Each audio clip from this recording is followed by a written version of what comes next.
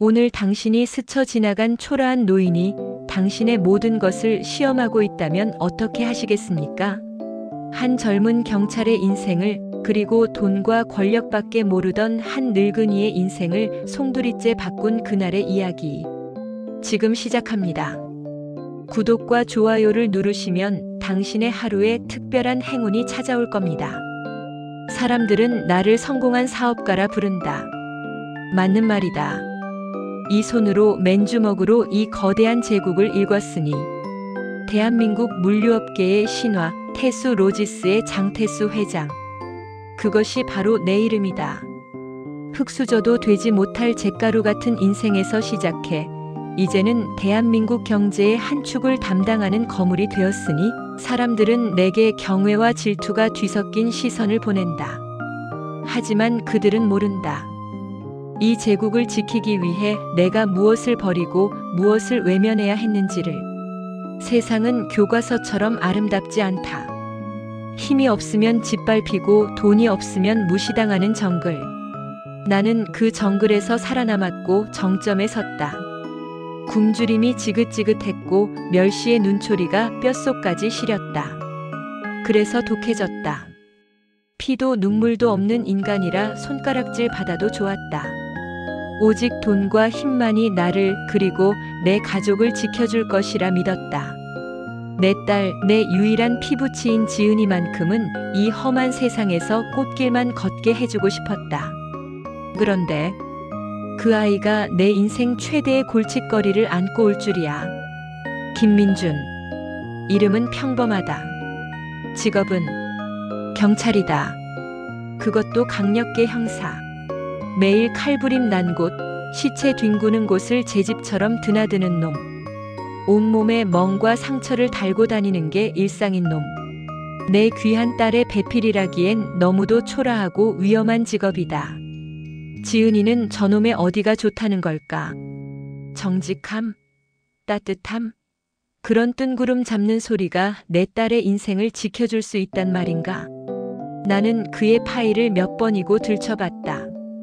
경찰대학교를 우수한 성적으로 졸업하고 강력반에 자원했다. 해결한 사건 파일은 두꺼웠지만 통장 잔고는 얄팍했다. 부모님은 작은 식당을 운영하시다 몇 해 전 돌아가셨고 남은 가족이라고는 없었다. 그야말로 가진 것이라곤 제 몸뚱이와 신념뿐인 사내였다. 내 집무실, 도시의 야경이 발 아래 융단처럼 깔리는 이곳에서 나는 김비서를 불렀다. 김비서. 예, 회장님. 김민준 경위. 신상자료 다시 한번 올려보내. 어부터 지까지, 먼지 한 톨까지 전부 다. 김비서는 곤혹스러운 표정을 지었다. 이미 3번이나. 알겠습니다, 회장님. 그래, 내 눈으로 직접 확인해야겠다. 내 놈이 어떤 인간인지, 내 놈이 말하는 그 정의라는 것이 얼마나 하찮은 것인지, 내 딸을 차지하기 위해 가면을 쓴 야심가인지 아니면 정말 세상 물정 모르는 멍청이인지 내가 직접 내 놈의 밑바닥을 들여다보고 말 테다. 이 장태수의 돈과 힘 앞에서 내 놈의 그깟 신념이 얼마나 버틸 수 있을지 아주 샅샅이 시험해 볼 참이었다. 얼마 후 나는 지은이를 불렀다. 최고급 샹들리에 아래 길고 긴 마호가니 테이블에 앉은 딸의 얼굴은 굳어 있었다.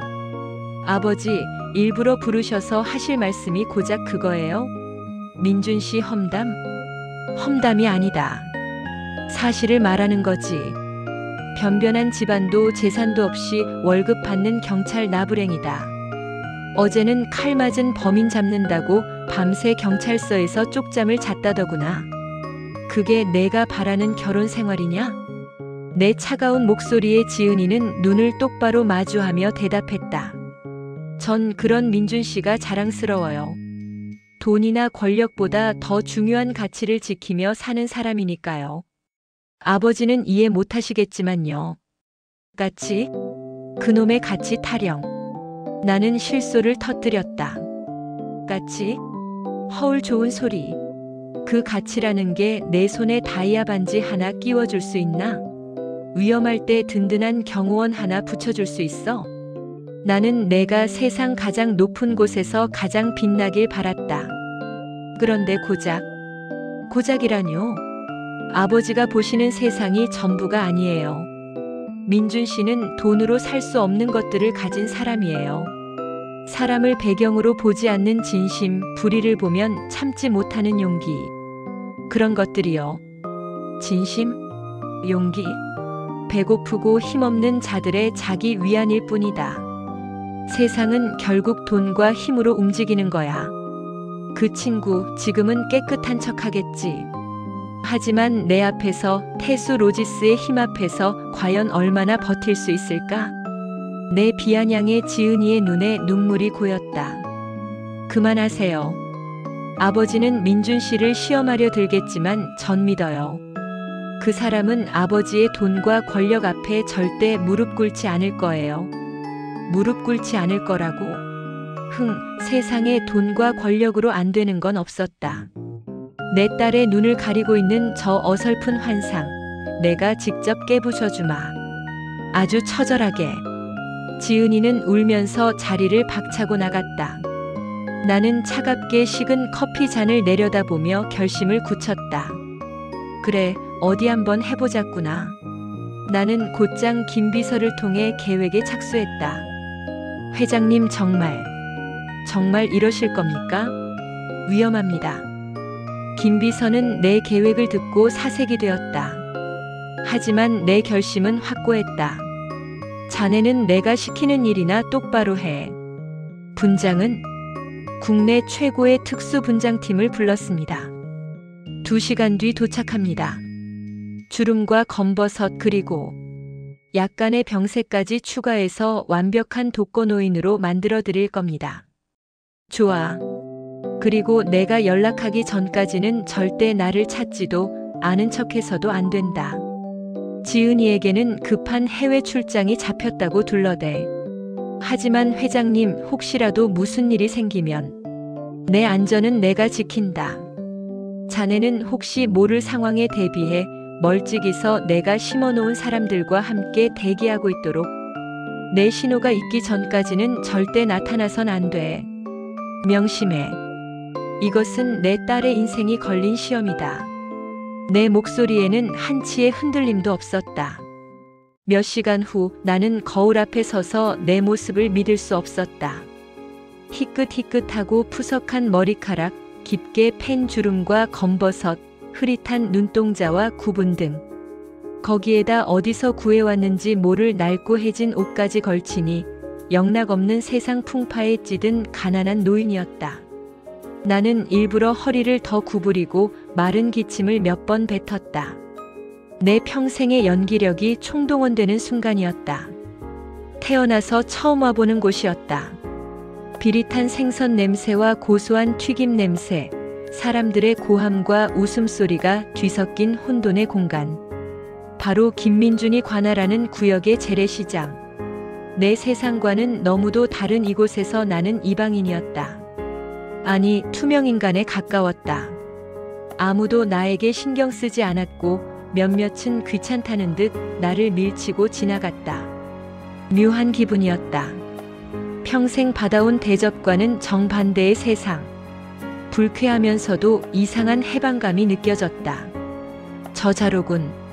김비서가 미리 조사해둔 시장의 무법자 상인회장 박용팔. 직위를 이용해 자릿세를 뜯고 약한 상인들을 괴롭히는 악질 중의 악질. 그리고 관할 경찰서의 최 반장과 유착 관계가 있다는 소문까지. 시험대로는 안성맞춤이다. 나는 계획대로 박용팔의 눈에 잘 띄는 과일 좌판으로 향했다. 에이, 이거 하나만 사가도 되나? 얼마요? 나는 최대한 가늘고 힘없는 목소리로 물었다. 좌판 주인은 나를 위아래로 훑어보더니 퉁명스럽게 쏘아붙였다. 하나는 안 팔아, 영감님. 살 거면 봉지째로 사죠. 10,000원. 허허, 하나만 맛보고 싶은데. 내가 머뭇거리자 좌판 주인은 손을 휘휘 내저었다. 아, 돈 없으면 가쇼. 장사 방해하지 말고. 그 순간 기다렸다는 듯이 박용팔이 다가와 나를 거칠게 밀쳤다. 아이고 아이고, 사람 잡네. 나는 바닥에 나뒹굴며 과장되게 소리쳤다. 계획대로였다. 뭐야. 내가 언제 밀었다고. 혼자 넘어져 놓고는. 비켜 다들. 박용팔은 뻔뻔하게 소리쳤고 구경꾼들이 모여들었다. 어이 박 회장. 노인네한테 너무 심한 거 아니오. 누군가 항의했지만 박용팔의 편을 드는 목소리도 들려왔다. 저 영감님 아까부터 계속 얼쩡거리긴 했어. 혼란스러운 상황 속에서 나는 멀리서 다가오는 경찰 제복을 발견했다. 왔구나. 자, 이제 시작이다.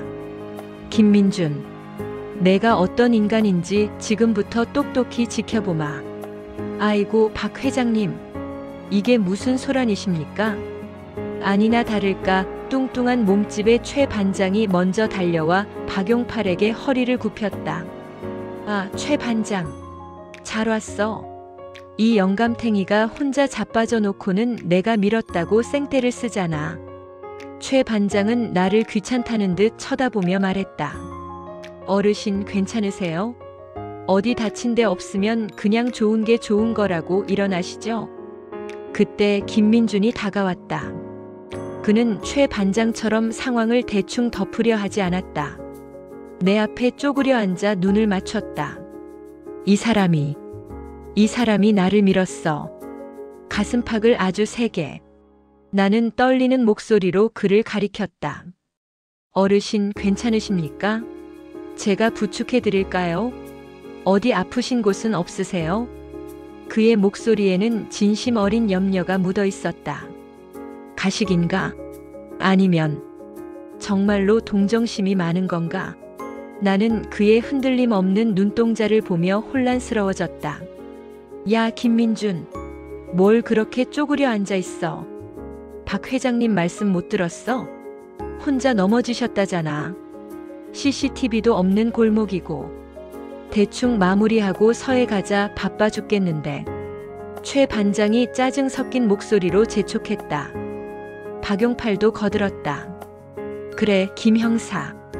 젊은 사람이 융통성이 없네. 우리 최 반장님 좀 보고 배워.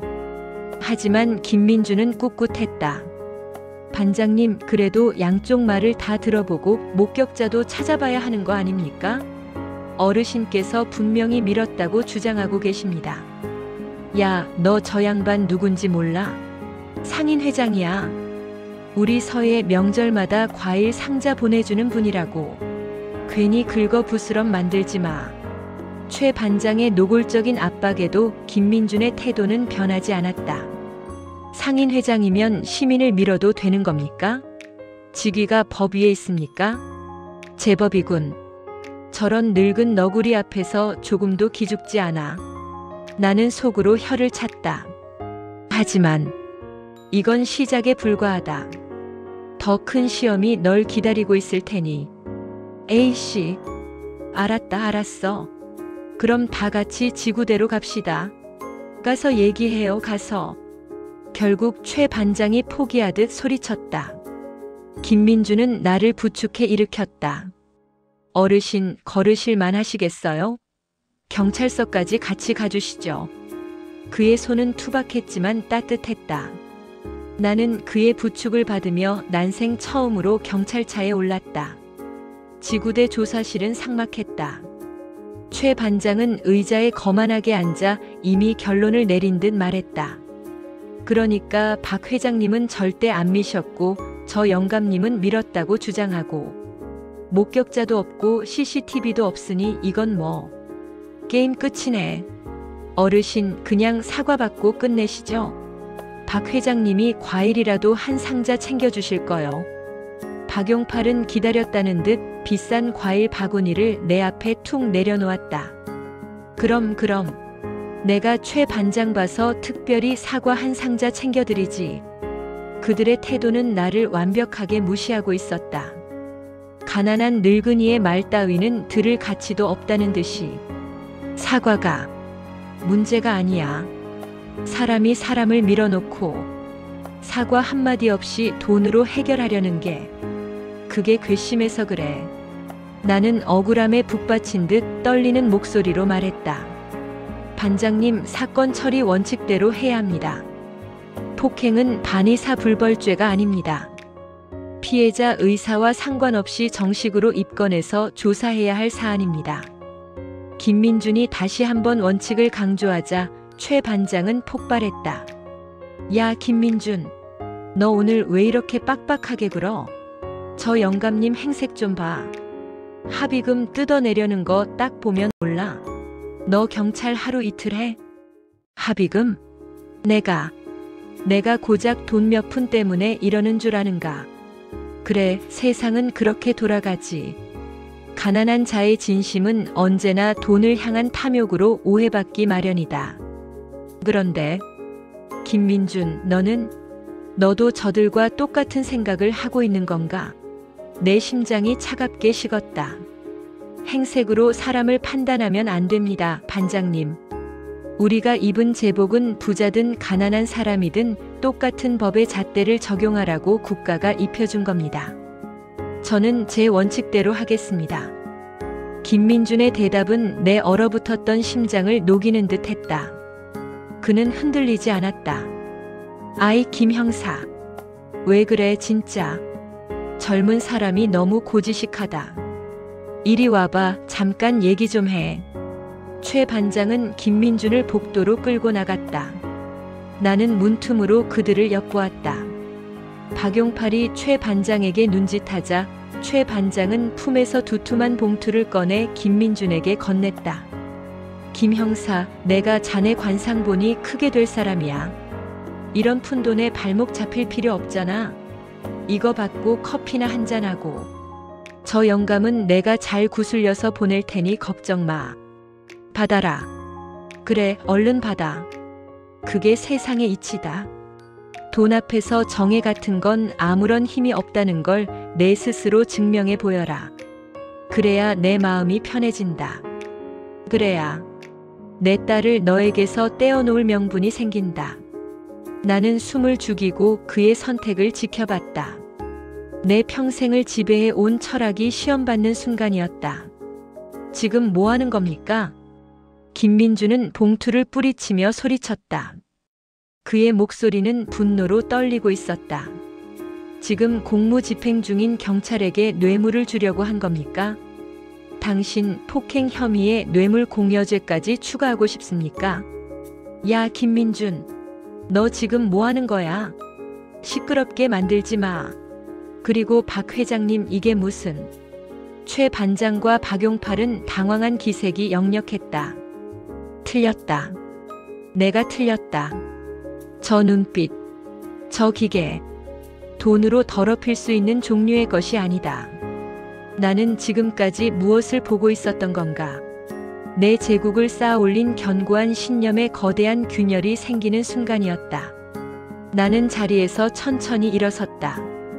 더는 연기할 필요가 없었다. 굽었던 허리를 펴고 쉰 목소리를 가다듬었다. 시끄러운 건 자네 같은데. 내 본래의 위험 있는 목소리가 울려 퍼지자 모두의 시선이 내게로 쏠렸다. 경찰 옷을 입고 시민을 겁박하고 뇌물을 눈감아주는 게 당신들이 말하는 좋게 좋은 건가? 뭐야, 이 영감탱이가. 박용팔이 어이없다는 듯 중얼거리는 순간 조사실 문이 열렸다. 김 비서가 굳은 얼굴로 들어섰고 그 뒤로 검은 양복을 입은 경호원들이 도열했다. 지구대 안의 공기가 순식간에 얼어붙었다. 회장님, 여기서 이러시면 어떡합니까? 이 사람들이 회장님께 무슨 무례를. 김 비서가 내게 달려와 90도로 허리를 숙였다. 회장님이라는 말에 최 반장과 박용팔의 얼굴은 새하얗게 질려버렸다. 회장님, 이게 어떻게... 저는 정말 몰랐습니다. 최 반장은 바닥에 주저앉아 빌기 시작했다. 몰랐겠지. 내가 이런 행색을 하고 있으니. 그래서 함부로 대해도 되는 사람인 줄 알았겠지. 그래서 뇌물을 받아도 되는 사건이라 생각했겠지. 안 그런가, 최 반장? 내 차가운 시선에 그는 고개를 들지 못했다. 죽을 죄를 졌습니다, 회장님. 제발 한 번만 용서해 주십시오. 용서는 내가 하는 게 아닐세. 법이 하는 거지. 김비서. 예, 회장님. 우리 법무팀에 연락해. 저자는 폭행 및 뇌물공여 혐의로 저 경찰은 뇌물수수 방조 및 직무유기 혐의로 정식 고소 절차 진행하라고 해. 그리고 경찰청 감사과에도 직접 민원을 넣도록. 한치의 오차도 없이 원칙대로 처리하게. 내 지시는 서리빨처럼 차가웠다.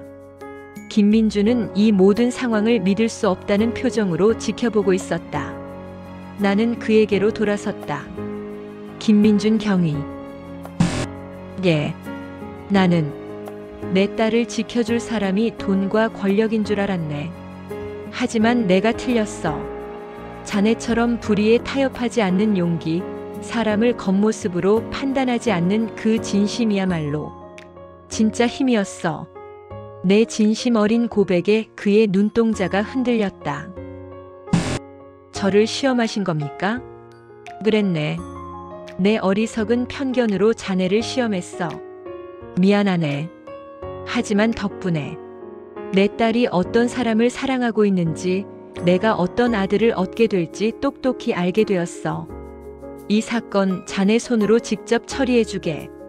법과 원칙에 따라. 그것이 내가 자네에게 바라는 유일한 것이네. 그날 이후 시장의 무법자 박용팔과 부패경찰 최 반장은 법의 엄중한 심판을 받았다. 내 법무팀이 파헤친 결과 그들의 유착관계는 상상 이상으로 깊고 추악했다. 시장 상인들의 피를 빨아먹던 그들의 제국은 하루아침에 무너져 내렸다. 상인들은 용기를 내어 그들의 죄를 증언했고, 언론은 이 사건을 대서특필했다. 박용팔은 모든 재산을 몰수당하고 감옥에 갔고, 최 반장은 파면과 함께 법의 처벌을 받았다.